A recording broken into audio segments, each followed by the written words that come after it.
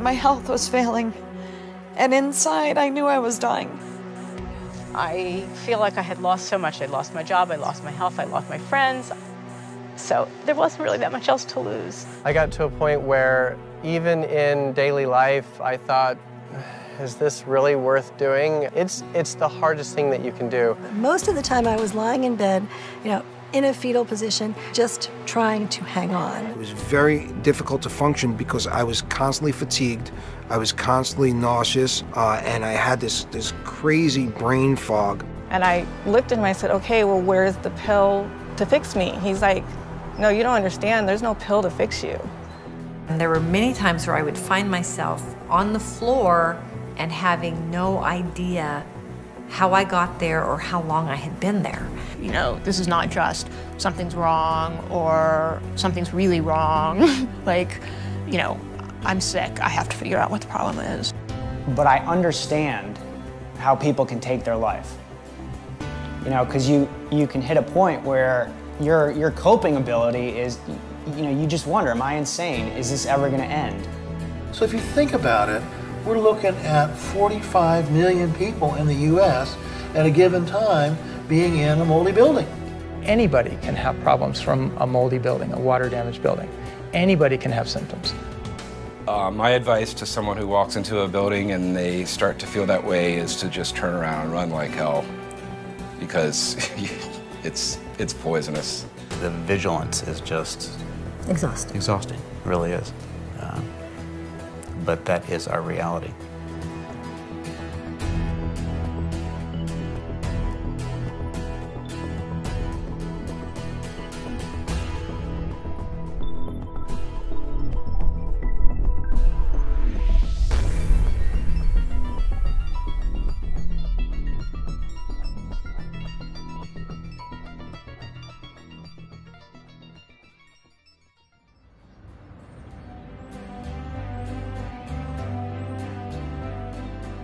Air. It brings us life. With that air comes things like air pollution. It also brings mold spores that have always been present in the air. The same science that brought us air pollution has altered the aggressiveness of these mold spores that occur naturally in the air. They can take root in your home, in your business, and in your food. And when they do, they make toxins that change how you think, how you feel, and even how long you'll live.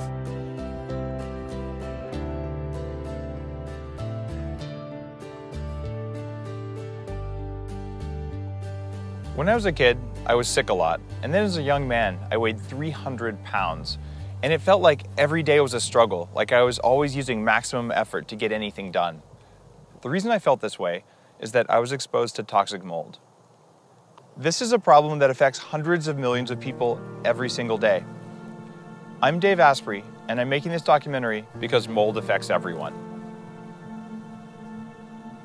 The common symptoms are brain fog, cognitive dysfunction, mood issues, sleep issues, autoimmune, inflammatory problems, joint pain, fatigue. I've always loved to be very physically active. Prior to being exposed to mold, I loved to surf, loved to swim, loved to rock climb, weight train. I was an Olympic lifting trainer, I was a CrossFit trainer, a Navy officer. So physical capacity and physical exercise and exertion have always been something that's very important to me. One of the biggest challenges has been having very little energy, very little capacity, both cognitively as well as physically. I had uncontrollable throw up every day, migraines, severe hypertension, cardiac arrhythmias, unusual periods, lots of abdominal pain, joint pain, fatigue. The most important issue is that mold and all of the other critters that live inside wet buildings will do is to create a collection of symptoms. It won't be one. It might be one that's noticed, but over time, gradually, days pass, weeks pass, the symptoms grow up until a mean number of symptoms, an average symptom burden of about 20. Once the mold is growing someplace in your house, it's going to release these mycotoxins. The toxins are poisons. They are chemicals. You can't kill them. Right?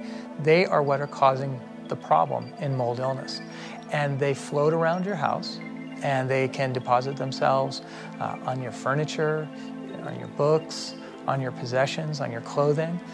Some people will move, or they'll remediate their house, but they don't take care of the possessions. And so the mold is still there, and it's still floating around, and the toxin from the mold poisons the people.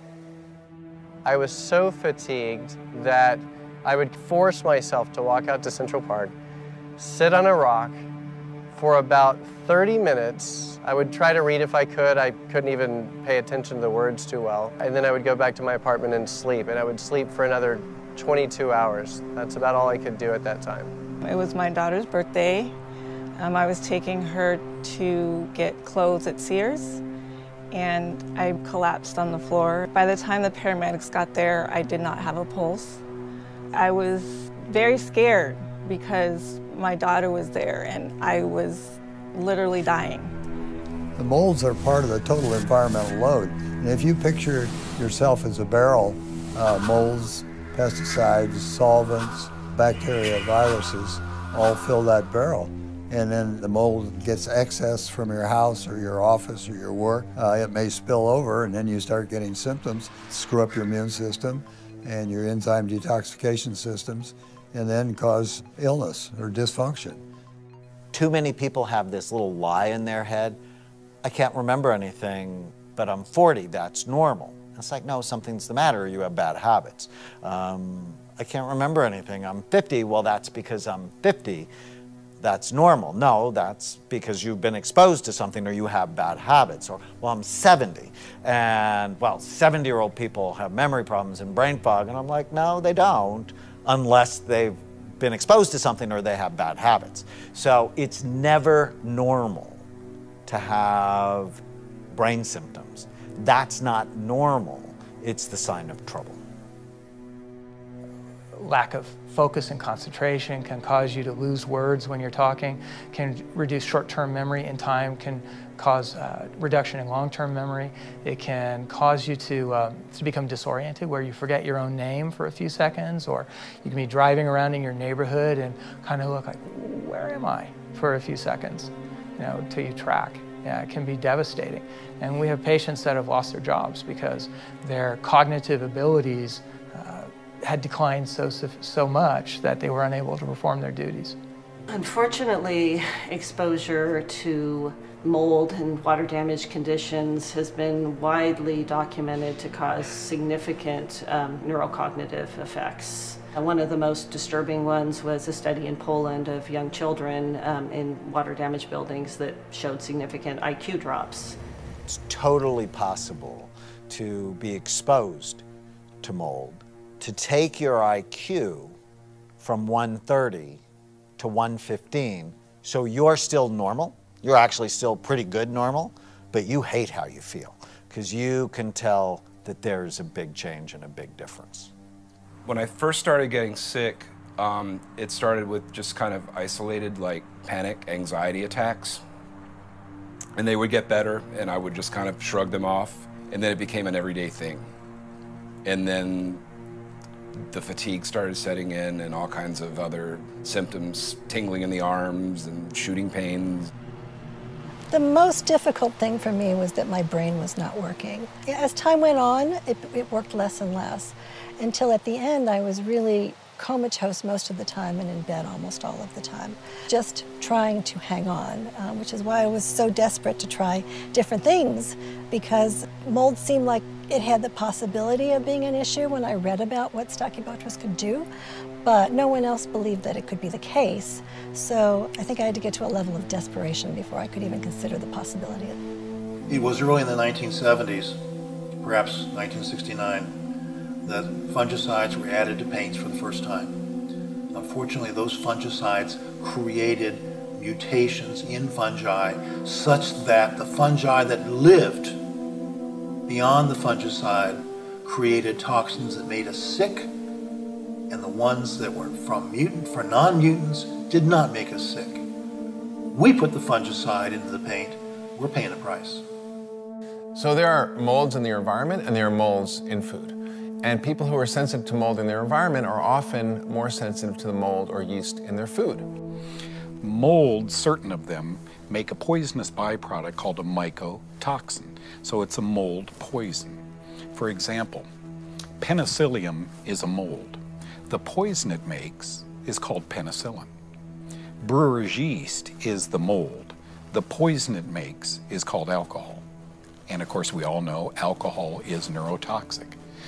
Few people know, although this was published in the year 2002, I believe, in the Journal of the American Medical Association, Dr. Ruth Etzel published this, that our corn supply in America is commonly contaminated with these fungal metabolites, that peanuts in America are commonly contaminated with these fungal byproducts.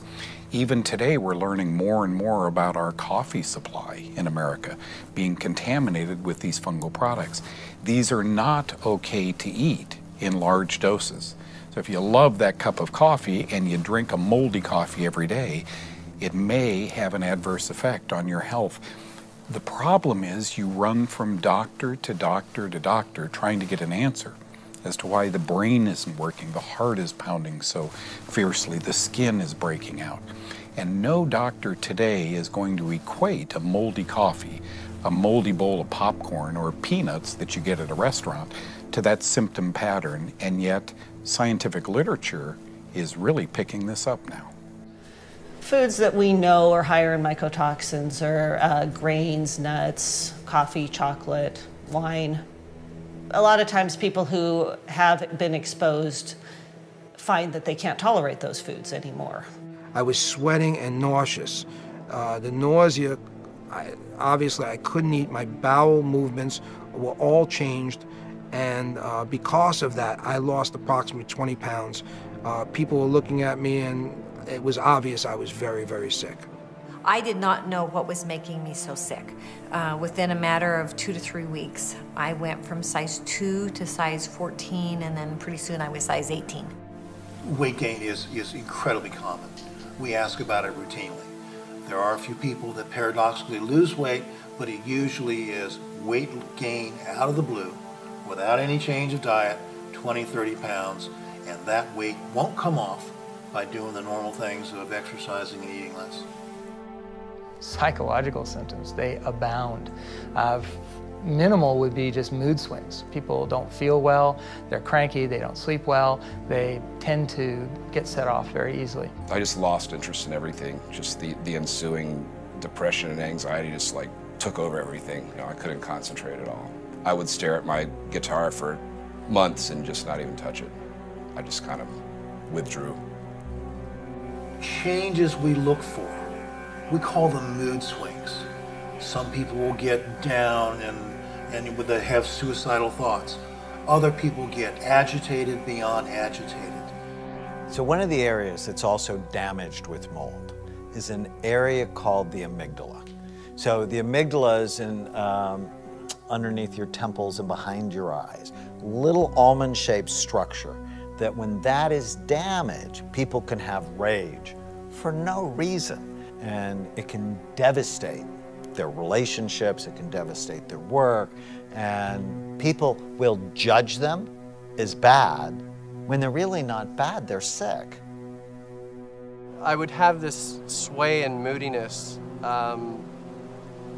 My girlfriend would see me happy at one moment and then immediately just angry or frustrated for no reason. Even at home, I would be sitting on the couch and I would just feel a wave of anger or some other emotion come over me. I felt like, from an emotional standpoint, my life was completely out of control and I had absolutely no idea why. So people who have moldy brains hate themselves because they don't know why they're acting that way, and they don't understand it's medical, and so they assume it's moral, that they're choosing to act this way, and they hate themselves. I mean, the loathing. And their families hate them too, because it's like, if you loved me, you wouldn't be an asshole. It's like, why are you an asshole? And nobody knows. And the imaging has taught me that behavior's a lot more complicated, and it makes me more thoughtful, more forgiving, and when I see people act badly, I'm like, somebody should look at their brain. 100 years ago, coal miners would take a canary into the mine with them. Not for the songs, but because when the toxic gases in the mine got strong enough to kill the canary, they knew they had only minutes to get out, even though they couldn't detect it. It turns out that about 28% of people are genetically canaries for toxic mold. We did draw some laboratory markers, and those came back that we had some genotypes that were considered dreaded, and that our kids now had as well.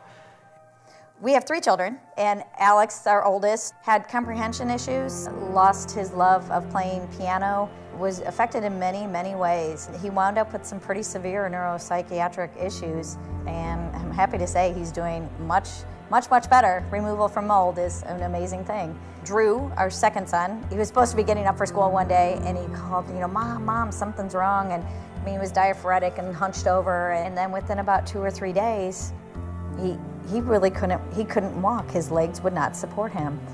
We eventually got a wheelchair because it did not look like we were going forward, and he was in the wheelchair for 11 weeks. We started him back on his mold detox, and sure enough, within days of being on the mold detox, he was able to stand on his legs again. So we thought, this is the pathway we need to be going. No child should have to go through that. Our oldest has had a severe crisis. Drew has had a severe crisis. And I hold my breath as a mom. I know that Olivia's numbers are very high, and that concerns me. The percentage of people that have positive biomarkers varies based on the biomarker. If we were to look at the genetic predisposition, about 25 to 28% of the entire population of North America have the genetic predisposition to have problems with water-damaged buildings. That's a pretty huge amount. That's 75 million people in the United States. The vigilance is just exhausting. It really is. But that is our reality.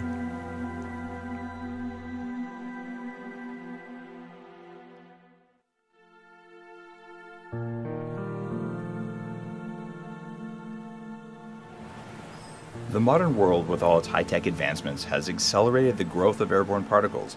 Every day, the air we breathe is filled with them, both natural and man-made. These include everything from combustion engines and smokestacks to mold and mold toxins.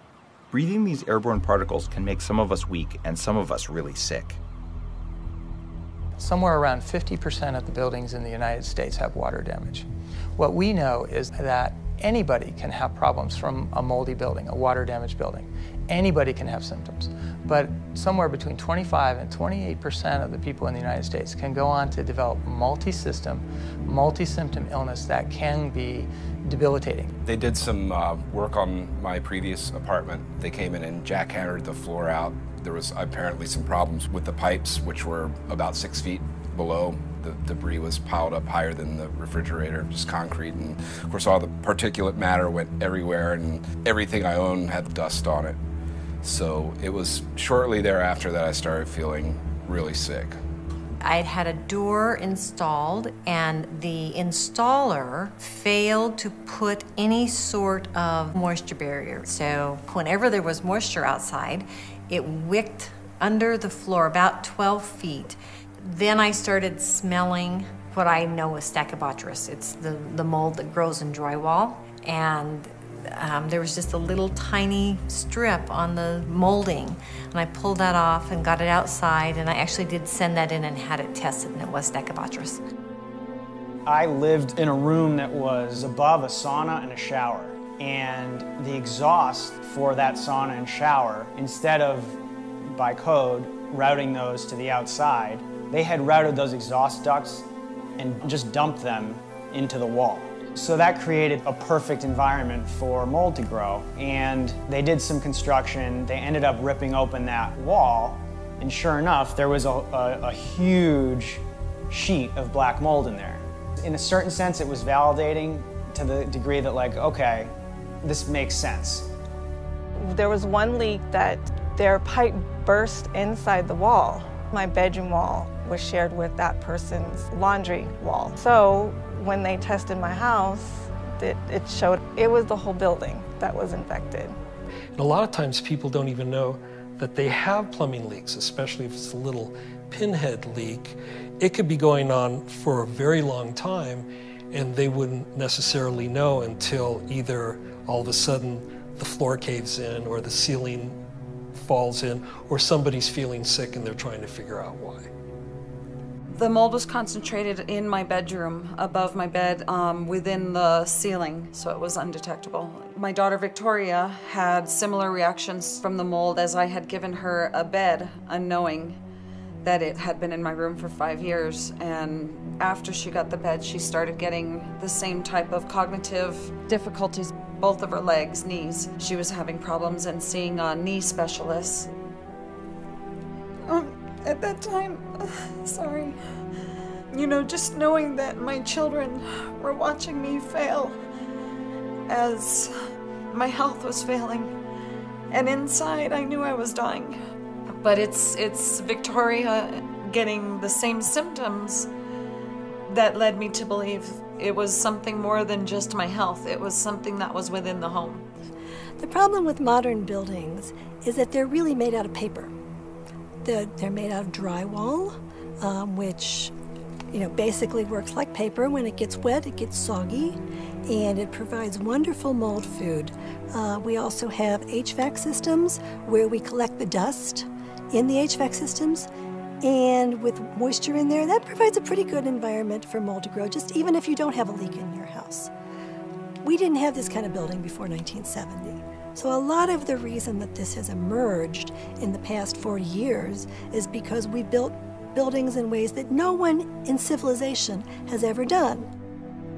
I moved into an apartment on 5th Avenue, Central Park views, everything that I ever wanted, a LEED certified building. So I thought for sure, from an environmental perspective and from an air perspective, everything should be perfect. I started to recognize that when I walked from the elevator to my apartment door, just that short walk, I started wheezing a little bit. I didn't feel very well. I wound up doing what's called an ERMI test, and that test in the apartment was a 4, and the test in the hallway was a 13. The problem here is they didn't condition the air before they put it into the building. So if it was 90 degrees out here and 90% humidity, within minutes my hallway would be 90 degrees and 90% humidity, to the point where I could take my finger along the wall and actually have water on it. It had turned into a giant mold greenhouse.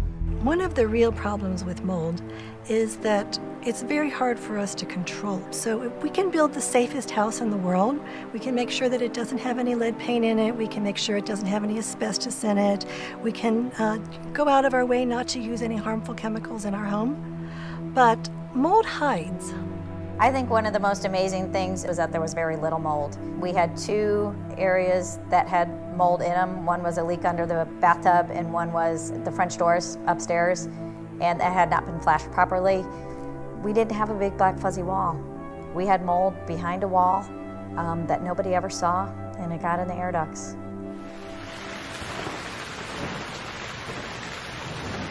It started during Hurricane Sandy. I live on a sandbar, obviously, this is Coney Island, and the water came from the ocean side and the bay behind us. It ran down my street over here. I have a bulkhead behind me. It wrapped around the bulkhead. I was downstairs in the basement with a friend of mine, and we were taping the windows, and the water just piled up. The doors popped in, and I said, it's time to leave. There's nothing going to save anything in this basement. Some mushrooms grew out of the wall, but at the time I did not think anything of mold. I didn't know it was affecting me. Dead mold is just as bad as live mold.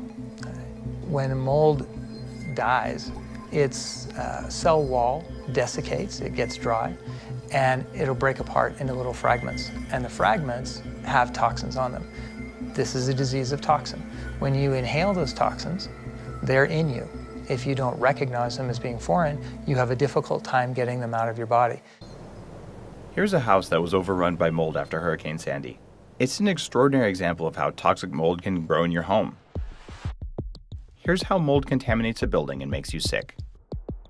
First, there are wet or damp conditions in your home, school, or office that come from things like water leaks, poor construction, constricted airflow, air conditioning, and condensation.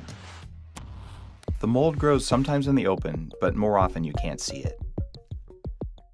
Spores from the mold and their toxins are released into the air. When there's mold in your environment, it contaminates your furniture, your clothes, and everything you own. You and your family are exposed to the toxins. You get systemic body poisoning from mold toxins. After you're sick, mold can directly invade and infect your already weakened body, which makes you feel not very good, so you stay home, which makes you sicker and sicker, because that's where the mold is. What you can't see can hurt you. We just came out of this house. There's black mold in the ceiling. There's water damage all over the place. What happened here? We did some air testing. We found mold spore counts were in the thousands for Aspergillus, Penicillium, also Stachybotrys. So as you walk through the house before we tear everything out, you can see water stains in about 12 or 13 places throughout the house, on the upper floors. In the basement, there's a 3-foot water line. I noticed in the kitchen, I pulled down some of that drywall, and there was no marks at all on the paint. And you peel back the paint, and there's layers of cardboard just full of black mold. Most times, the moisture originates from behind the wall. So when you're looking at a wall and it looks okay on one side of the wall, we know that when we pull the drywall out, the back of the wall is going to be 10 times worse than the front of the drywall. The first thing that we do when we come into a house is a pre-treatment. So we'll fog the house once to kill the majority of the mold, surface mold, so that it protects the guys. The next thing we do is we're going to take out all the carpets. We'll take the carpets out first because the carpets are the most porous materials in the house that are going to hold the most non-visible mold. So once the carpets are out, we have a better slate to work on. Then we're going to tear out all the drywall. We're going to go room by room.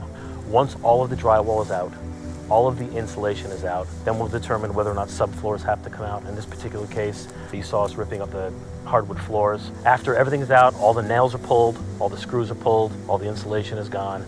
Any porous material that could fail an air test has got to be removed. And then after that's done, then we start the fogging.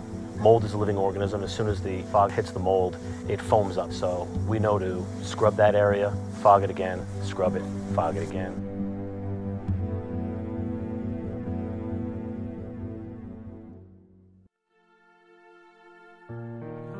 It's clear that mold is all around us, and it makes us ill. But people with severe mold exposure are often shunned without a shoulder to lean on just when they need it the most. To prove to my family, to my dad and my brother, was the worst thing. And having them believe in me now is, something I'm still working on. So I would say I lost about 90% of my friends and family due to this. I was living in an environment where at a certain point, a number of people were sick, and at a certain point it just became a forbidden topic. You couldn't talk about it, you couldn't mention it, and anyone who's saying they're sick from the air, from the mold, hey, we've remediated this place, you're a hypochondriac, this isn't real, you're making it up. So what we see with people who have mold toxicity is really they start getting into enthusiasm bankruptcy. And so, when the body is healthy and robust, the mind is clear, the spirit shines. But as we start taking arrows, whether it be mold or some other chemical toxins, and the body starts collapsing in on itself, it doesn't have enough to use to get through its day-to-day, and it can't combust enough to generate that light so that your spirit is healthy and intact. Losing my home didn't feel like a big deal at the time.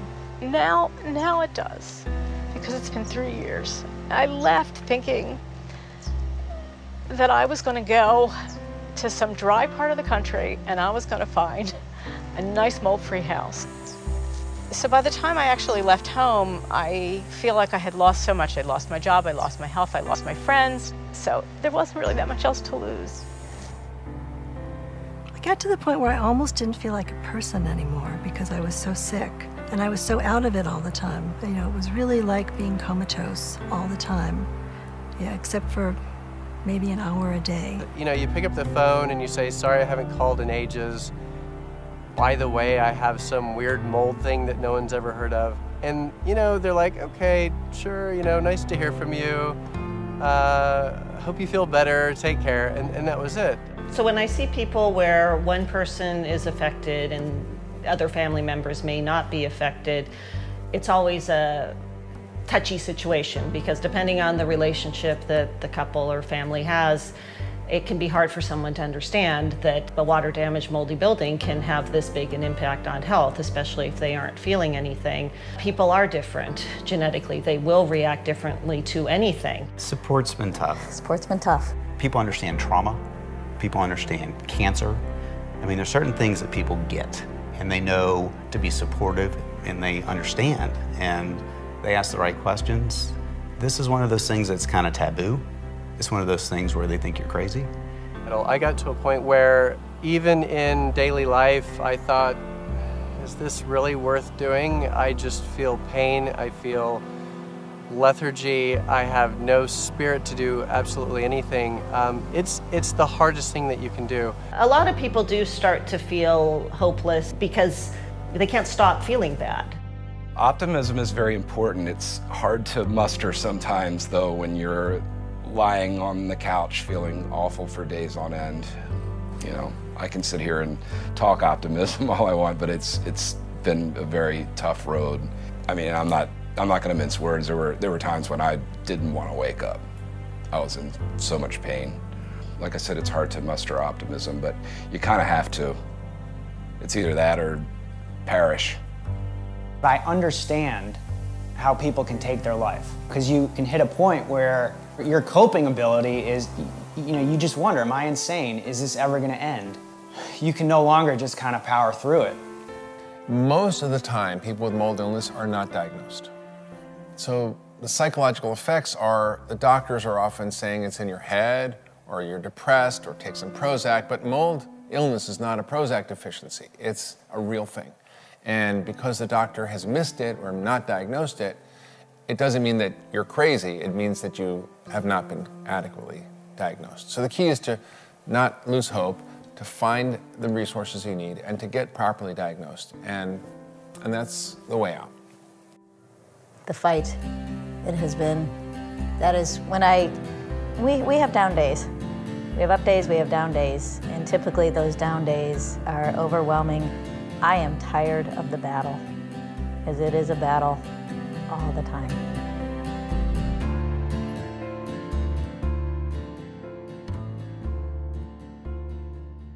Scientific research is now documenting the seriousness of mold. Doctors need to know about mold illness so they can properly diagnose and treat their patients. The data is there. Probably at least 50% of my patients have been told that they were crazy, or they were making things up, or they needed to see a psychiatrist, or that there was something wrong with them, but it wasn't physical. When I woke up the next morning, I couldn't walk.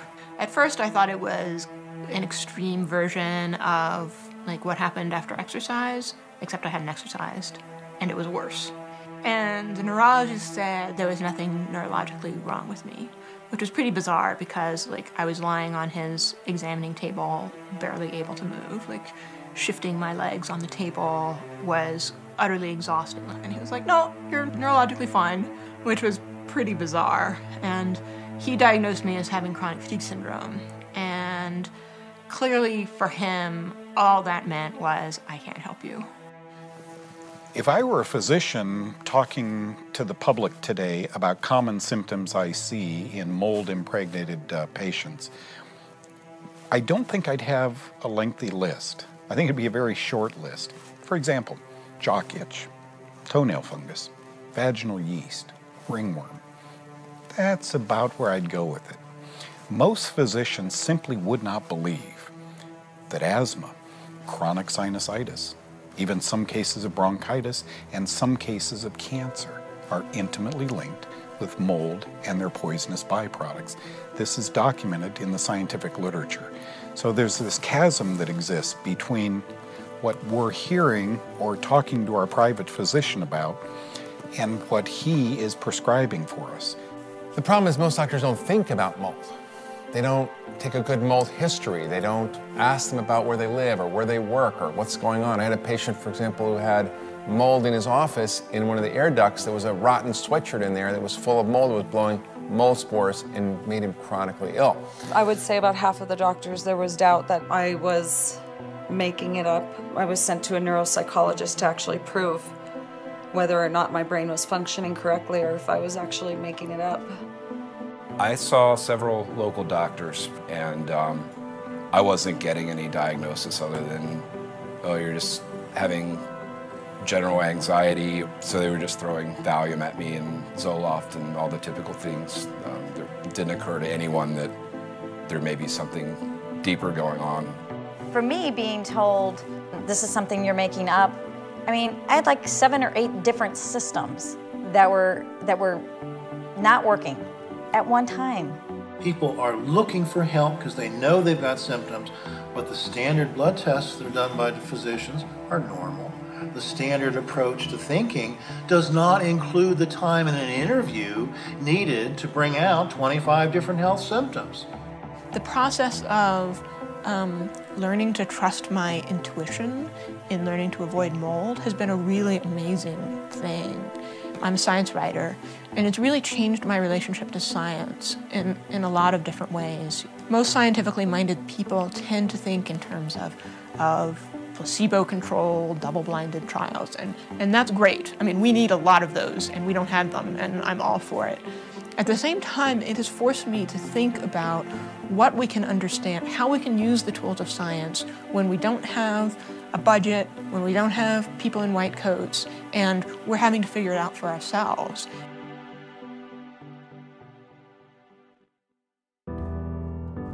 It took centuries to overcome accepted beliefs about the Earth's place in the universe, the shape of the planet, and even the existence of microbes, bacteria, and viruses.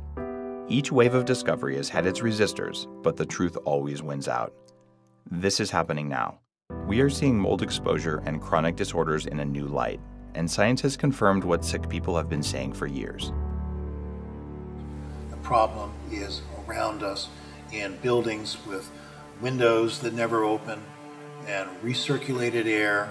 The problem is due to new construction, and in fact, old construction might be safer. But the issue is that if a grouping of symptoms comes up, do not assume it's allergy. Don't assume it's depression. Don't assume you're making it up. Assume a patient is coming asking for help, and the duty of the physician is to be responsive to patients' needs. Probably every doctor in the United States is treating mold illness. They just don't realize it. They think it's a combination of inflammatory bowel syndrome and chronic fatigue syndrome and multiple sclerosis. And so there are multiple different diagnoses for these patients.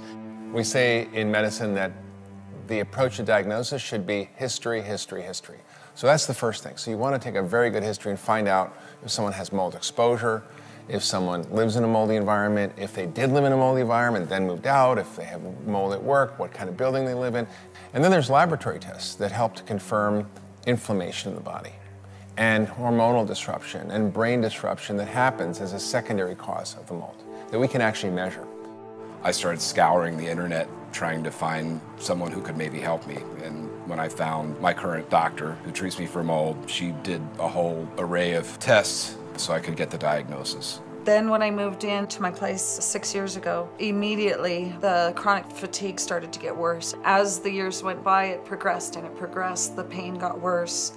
It affected my walking. I lost the ability to use my legs. The pain would be so severe. The legs were so weak that I had to use braces on my legs and a cane just to prop myself up from falling over, basically.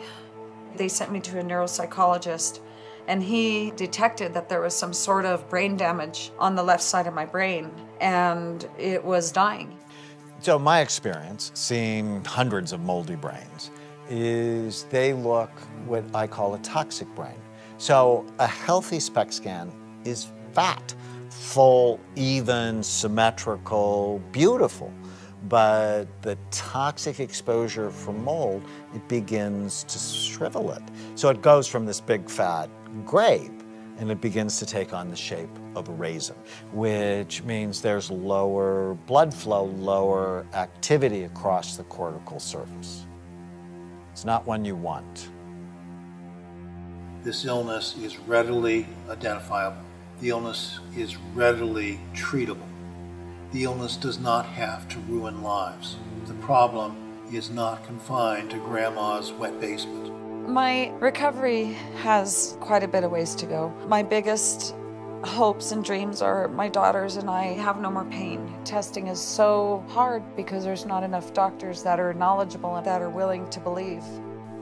So what we do at Amen Clinics for people who have mold toxicity in their brains is, one, a really good workup, partner with a mold expert, and then make sure we're doing all the things we can to repair their brain. The exciting thing is when we see the damage, they're not stuck with that. And we can tell how much recovery is possible scanning them 3 months, 4 months, even 6 months later.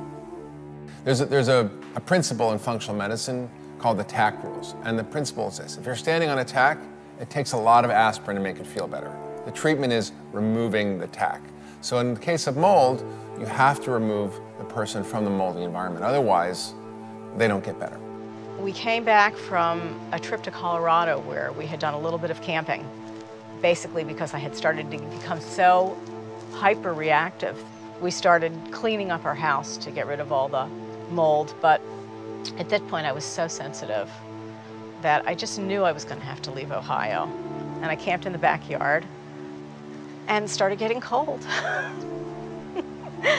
It started getting wet. And I said, I'm going south and west where it's dry, and I'm going to stay as long as I need to. And it just turned out that things escalated. So I kept moving further south and further west, and this is where I ended up, in Palm Springs area. I went out to the west. I spent some time camping, and I realized that I felt so much better when I was really away from the city and in a place where there weren't too many people and where the air was really clean. The mold avoidance helped me feel much, much better. The toxins are very good at hiding themselves in fat cells, and the brain has a lot of fat in it, and as long as those toxins are in there, you're probably not going to be able to think as well. So what I found is that if I were to go into a really pristine place, then my body would start shedding toxins really, really fast. So avoidance, but through detoxification, was really important for me. It was so dramatic for me. I mean, the reactions were so dramatic, and then the improvement after I started avoiding mold was so dramatic. Like, nobody could deny it. The absolute most important thing is get completely away from the exposure. The items that you had present in the home are very likely contaminated and will make you sick. If you move with everything you have, you're taking your problem with you. I went to the doctor and she said, if you don't get out of your house, you could die. You need to leave your house and take nothing with you. So I took my driver's license and my credit card and just walked away from everything. I stayed in a tent the first year, and then the following summer I stayed in our garden shed. It wasn't insulated. It had lots of air movement. It wasn't really sealed tightly. And that actually worked better. I did eventually get my home repaired, and I can now live in my home. Yeah, in the Palm Springs area, I'm in Desert Hot Springs in a small trailer at a RV park called Sam's Family Spa.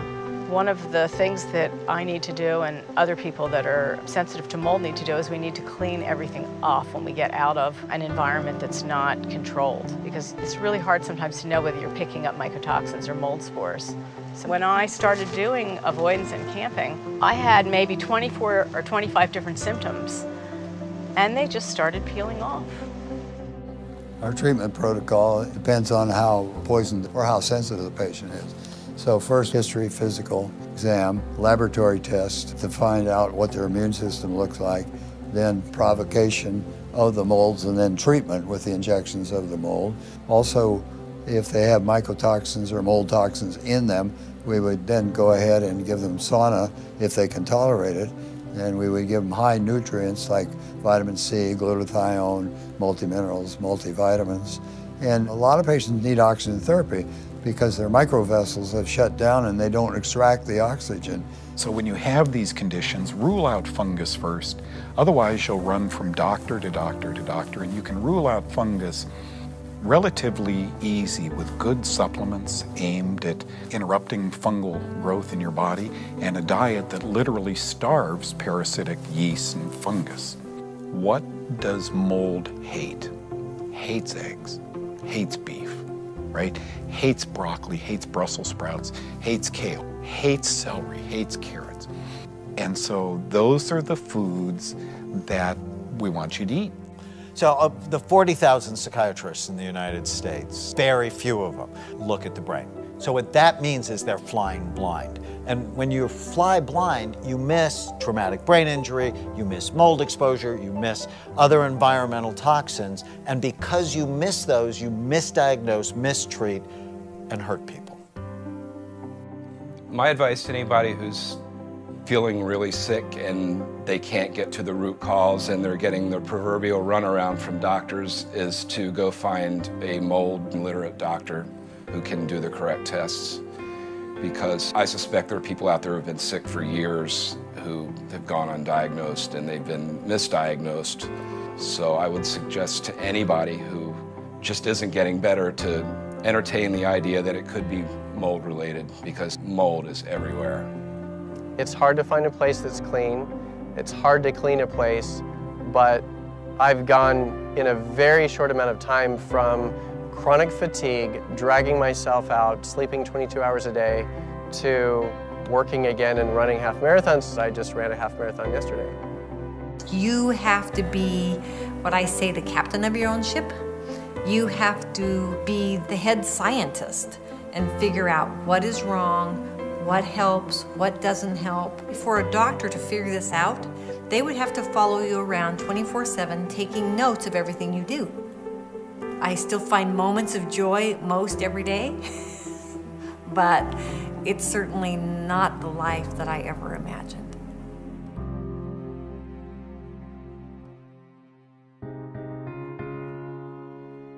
Look around. Even if you don't see mold, it can still be there. It can take the life out of you. Maybe not today, maybe not tomorrow, but no one is immune from its effects. In medical school, most doctors don't learn about mold illness or mold-related illness. They don't learn about how to diagnose imbalances in the immune system or dysfunction in the brain. And they often dismiss the symptoms that go along with mold as something else or as some psychological issue, which is really unfortunate. So we need to rethink how we're teaching doctors. We need to rethink the curriculum. We need to rethink our approach. And we need to focus on dealing with the root causes of disease and personalizing our treatment. The most exciting thing that I've learned is if you had a moldy brain or a damaged brain and you do the right things for it, that there's a lot of healing that can take place, that you're not stuck with the brain you have, that with the right interventions, often, very often, you can make it better. Listen to your patients. If they're not doing well, if they have concerns of something that might be in their environment, believe them. The science is there. Spend a few minutes on PubMed. You'll be drowning in literature. The information is there. Don't let anybody tell you that there's no science behind this. If you think you have mold illness, there's a way out.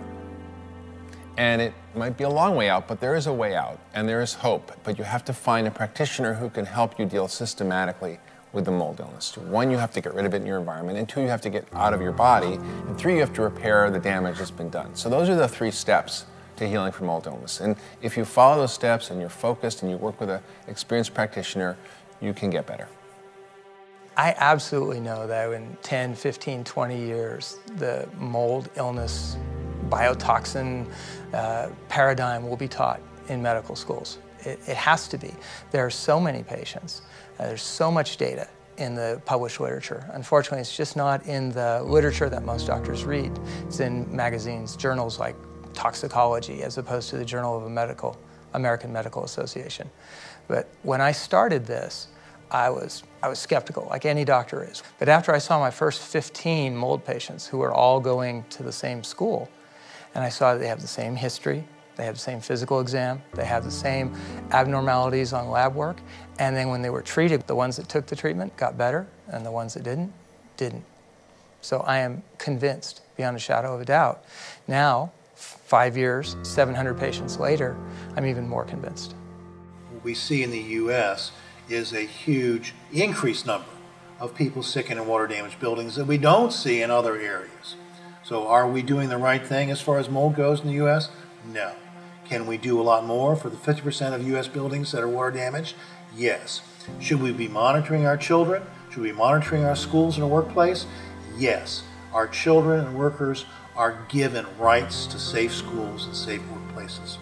Our renters are given rights to safe homes and apartments. Things get better, and they can, you know? And you can't necessarily get through everything based on kind of willpower. It takes a little bit more than that. The sky may have fallen, but we have to move on. You have to take your situation for what it is now and do everything in your power to help yourself and your family.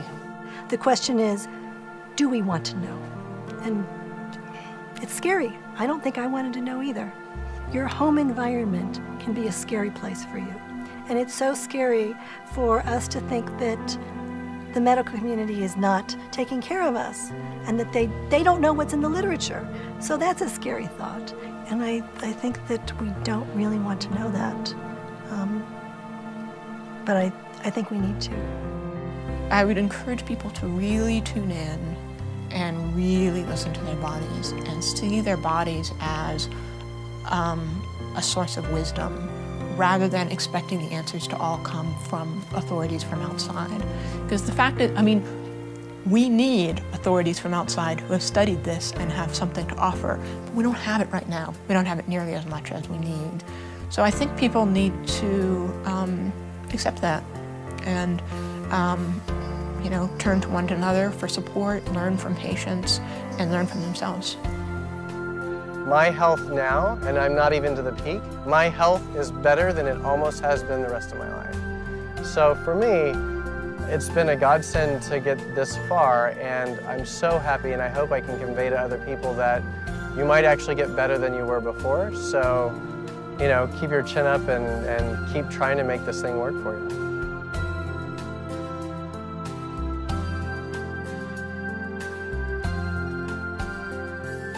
Walking up to the Cross of Martyrs is a very special place. It overlooks the whole city of Santa Fe, New Mexico. And the actual cross was built by kids from the high school, when I went to high school here, from the welding class. And the walk is a steep incline, which I would have never been able to do a year and a half ago. And it just really is a big accomplishment for me to know that I have come so far. And my daughter can walk up with me instead of both of us having matching knee braces and everybody looking at us wondering what's wrong with us. It's a whole new step. It's a whole new life has been breathed into me.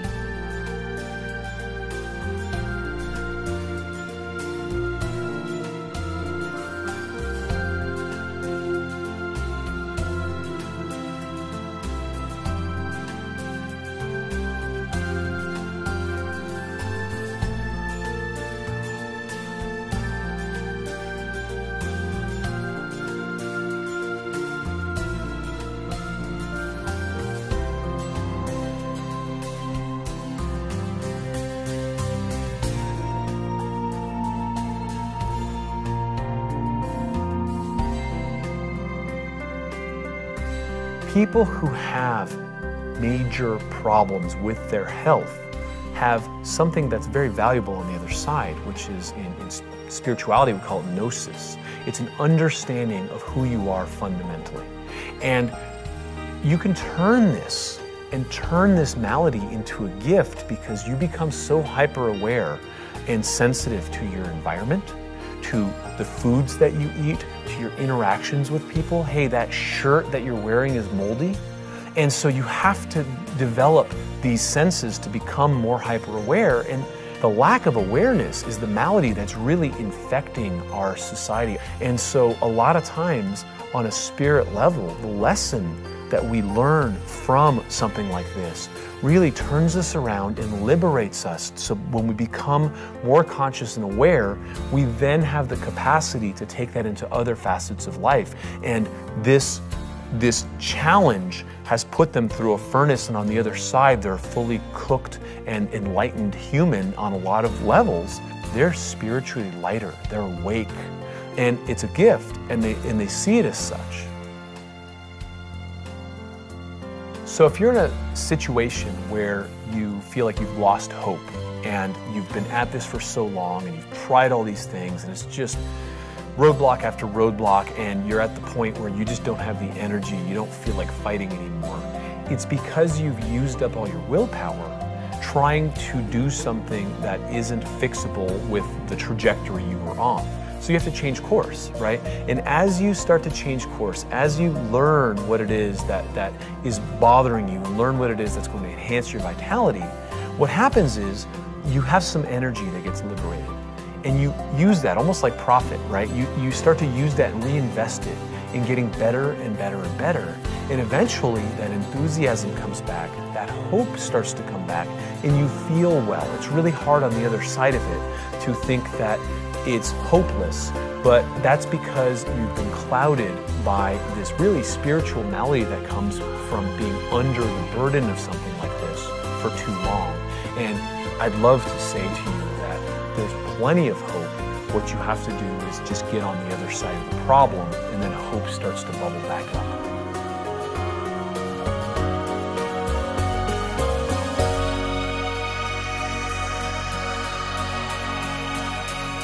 I'm hopeful. I'm hopeful that we're quicker to recognize when things are going wrong.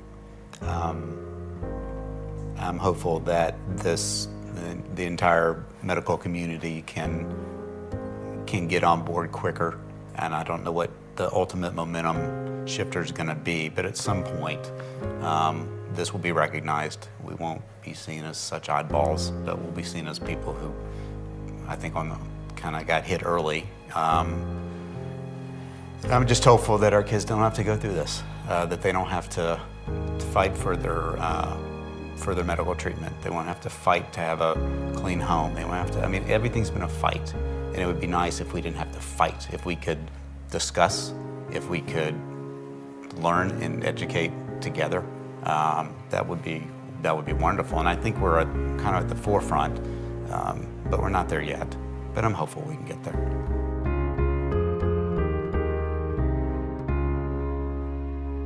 Mold and mold toxins in the environment and mold in food does something more than make you physically sick or even dysregulate your emotions. There's something that lives in your chest or in your heart, something that isn't easy to measure, but something that most people know about. In the East, you call it a chi, or a life force. If you're my grandparents, it's your vim and vigor, or the spark. But whatever you want to call that thing that's inside you, think of it like a light. And mold makes the light dimmer, and that isn't okay.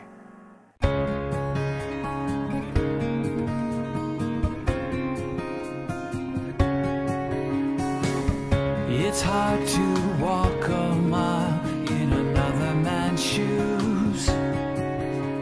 It's hard to hear them voice the pain they're going through.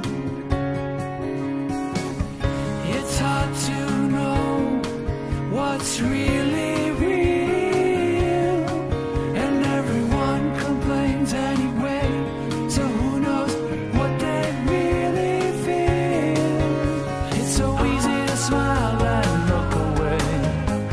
It's easy to say you're busy today. Times are tough and we all have our own pains, but when the light in their eyes and the spark of life is red and torn, you might reach out your hand, 'cause the light in our eyes is the spark, is the fire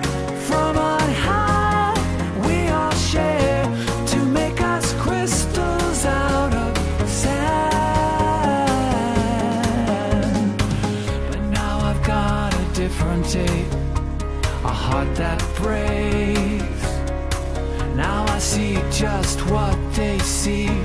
I've got some sympathy.